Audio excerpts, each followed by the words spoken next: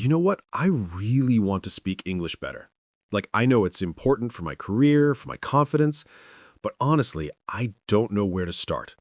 Do I need to join a class? Do I need to spend hours every day? I'm just confused. I totally get that feeling. And here's the thing, you don't need a fancy course or 3 hours a day. You just need a simple daily habit, even 15 minutes, but it has to be the right kind of practice. Wait, really? 15 minutes can actually work? If you do it consistently, yes. Most people fail because they try too hard at the beginning and then burn out. What you need is a system that fits into your actual life. Okay, so welcome everyone. Today we're talking about something so many of us struggle with: how to practice English every single day without feeling overwhelmed or lost. And by the end of this conversation, you'll know exactly what to do, how to do it, and why it actually works. Yeah, and we're keeping this super practical. No theory, just real steps you can start today. Perfect. So let's start with the obvious question. Why do most people fail at practicing English daily? Because they treat it like studying for an exam. They sit down with a grammar book, they force themselves to memorize word lists, and within a week, they're exhausted. That's not practice, that's torture. Right? I've done that so many times. I'd buy a notebook, write down new words, and then never look at them again. Exactly. And the problem is, you're learning English like it's a subject in school. But English is a skill. It's more like learning to cook or learning to drive. You get better by doing it, not by reading about it. Okay, that makes sense. So if I want to practice daily, what should I actually be doing? First, you need to understand one thing. There are 4 parts to English: listening, speaking, reading, and writing. You don't have to do all 4 every day, but you should touch at least 2 of them. So I can pick and choose based on my day? Yes, some days you might just listen to something while commuting. Other days you might read a short article. The key is consistency, not perfection. That's actually a relief, because I always thought I had to do everything or it wouldn't count. No, that's the trap. People think they need to do a full 1-hour routine, and when they can't, they skip it completely. But doing 10 minutes is always better than doing nothing. Okay, so let's break this down. Let's start with listening. How do I practice listening every day without getting bored? Great question. Listening is probably the easiest one to fit into your day because you can do it while doing other things. You can listen while cooking, while walking, while cleaning your room. Right, but what should I listen to? Like, should I listen to the news or podcasts? It depends on your level. If you're a beginner, start with something slow and clear. Podcasts made for learners, YouTube videos with subtitles, even kids' shows in English can help. Wait, kids' shows? Yeah, they use simple words, they speak slowly, and they repeat things a lot. It's actually a smart way to build your foundation without feeling frustrated. Okay, I never thought of that. What if I'm intermediate? Like, I can understand some things, but not everything. Then you move to content you're actually interested in. If you like cooking, watch cooking videos in English. If you like technology, listen to tech podcasts. The trick is to choose something you'd watch anyway, but in English. Oh, so I'm learning without feeling like I'm studying. Exactly. Your brain stays engaged because you care about the topic, not just the language. That's smart. But here's my issue. Sometimes I listen to something and I don't understand half of it. Should I stop and look up every word? No, that kills the flow.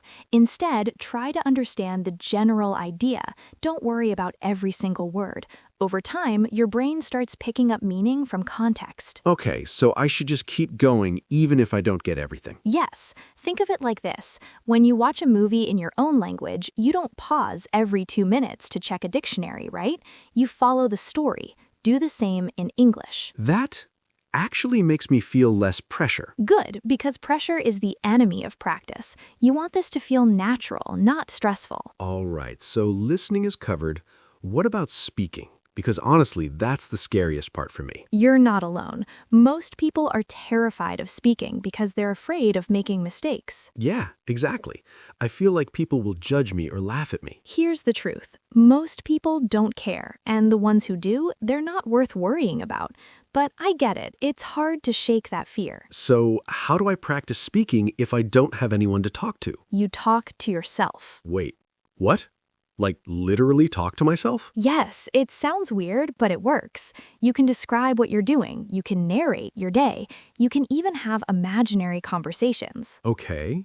Give me an example. Sure, let's say you're making tea. Instead of just doing it, you say out loud, I'm boiling water. Now I'm putting the tea bag in the cup. I'm adding a little bit of sugar. Simple stuff. So I'm just talking through my actions. Exactly. It trains your brain to think in English. And because you're alone, there's no fear of judgment. Huh, I never thought of that. What if I want to have a real conversation? Then find a language partner online. There are apps and websites where people practice together. You help them with your language, they help you with English. Is that free? Most of them, yes. You're not paying for a teacher, you're just exchanging practice time with another learner. That's actually cool. What if I'm too shy for that? Then start with voice messages. Record yourself speaking and listen back. It's less pressure than a live call, but you still get practice. Okay, I like that idea. Now, what about reading? Reading is powerful because it builds your vocabulary and helps you understand sentence structure without even trying. But what should I read? Books feel too hard. Then don't start with books. Start with something shorter. Social media posts, news headlines, short blog articles, even Instagram captions. Really? Instagram captions count? Of course, if it's in English and you're reading it, it counts. You're training your brain to recognize patterns. Okay, so I don't need to force myself to read a novel. Not at all. Start small. Read something every day, even if it's just 2 paragraphs. What matters is the habit. What if I come across a word I don't know? Don't stop every time. Try to guess the meaning from context first. If the word keeps showing up and you still don't get it, then look it up. So I shouldn't rely on the dictionary too much. Right, because in real life, you won't always have a dictionary. You need to train yourself to figure things out. That makes sense. All right, last one, writing. How do I practice writing daily? Writing is simple. You don't need to write essays, just write what's on your mind. A few sentences about your day, a short message to yourself, even a to-do list in English. Wait, a to-do list? Yes, instead of writing buy groceries in your language, write it in English. Small changes like that add up. Oh, so I'm sneaking English into my daily life. Exactly. You're making it so normal that it doesn't feel like extra work. I love that. What if I want to improve my writing more seriously? Then keep a simple journal, not a diary where you write pages and pages, just 3 or 4 sentences about your day, what you did, how you felt, what you learned. And I do this every night? Or every morning, whenever works for you. The point is consistency. Okay, this is starting to feel doable. But can I ask you something? Of course. How do I stay motivated? Because I always start strong, and then after a week or 2, I just stop. That's the biggest challenge. And here's the thing, you can't rely on motivation. Motivation comes and goes. What you need is a routine. A routine? Yes, you need to attach English practice to something you already do every day, like brushing your teeth or having breakfast. Can you give me an example? Sure, let's say every morning you drink coffee. While you're drinking that coffee, you listen to a 5-minute English podcast. It becomes part of your morning, not an extra task. Oh, so I'm linking it to an existing habit. Exactly. That way you don't have to think about it. It just happens. That's actually genius. What if I miss a day? Then you just start again the next day. Don't beat yourself up. One missed day doesn't ruin everything. Okay, but I feel like I need to see progress or I'll lose interest. Fair point. So track it. Not in a complicated way. Just put a check mark on your calendar every day you practice. Seeing that chain of check marks builds momentum. So it's like a visual reminder that I'm actually doing it. Yes, and after a month, when you look back and see 30 check marks, you'll feel proud. That feeling keeps you going. I like that. Okay, let me share a quick story that might help people relate to this. Go ahead. So, I have a friend. She works at a call center. English is important for her job, but she was always nervous speaking. She'd freeze on calls, forget words, feel embarrassed. Relatable. Yeah. So one day, she decided to try something simple. Every morning, on her way to work, she'd listen to a 10-minute English conversation podcast, just while sitting in the bus. Nothing fancy. Okay. And every night, before bed, she'd write 3 sentences in English about her day. That's it. 2 small habits. And what happened? After 2 months, she noticed something. She wasn't freezing on calls anymore. Words were coming to her more naturally. She wasn't fluent, but she was confident. That's the power of consistency. She didn't do anything extreme, she just showed up every day. Exactly. And that's what I want people to understand. You don't need to be perfect. You just need to be consistent. Absolutely. Small daily actions beat big occasional efforts every single time. Okay, so let's get practical now. If someone's watching this and they want to start today, what should they actually do? All right, here's a simple plan. First, pick one thing from listening, one thing from speaking, one thing from reading, and one thing from writing. So, 4 small actions? Yes, but they don't all have to happen every day. Maybe listening and reading one day, speaking and writing the next. Mix it up based on your schedule. Got it. What's a good example for a complete beginner? Okay, let's say you're just starting. Here's your daily plan. Morning, listen to a 5-minute beginner podcast while having breakfast. Afternoon, read 3 Instagram posts or tweets in English. Evening, talk to yourself while cooking dinner. Night, write 2 or 3 sentences about your day before sleeping. That's actually very simple. It is, and that's the point. If it's too complicated, you won't do it. What about someone who's intermediate, someone who can already understand basic stuff? Then you level up. Morning, listen to a YouTube video on a topic you like, maybe 10 to 15 minutes. Afternoon, read a short news article or blog post. Evening, record a voice message to yourself or a language partner. Night, write a short paragraph in your journal. So the structure stays the same, but the content gets a bit harder. Exactly. You're building the same habits, just with material that matches your level. What if someone's schedule is really tight, like they barely have time? Then they do the absolute minimum. 5 minutes of listening in the morning, 1 sentence written at night. That's it. But they do it every single day. And that's still better than doing nothing?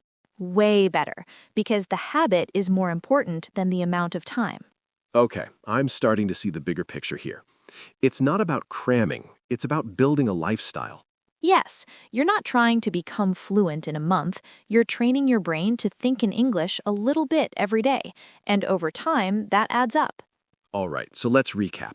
What are the main things someone should remember from this conversation? Okay, first, you don't need hours of practice. 15 to 20 minutes a day is enough if you're consistent. Right. Consistency beats intensity. Second, make it easy. Link your practice to something you already do. Don't create extra stress. So attach it to an existing habit. Third, don't aim for perfection. You'll make mistakes. You'll have bad days. That's part of the process. And fourth, track your progress. Even a simple check mark on a calendar can keep you motivated. Exactly. And one more thing.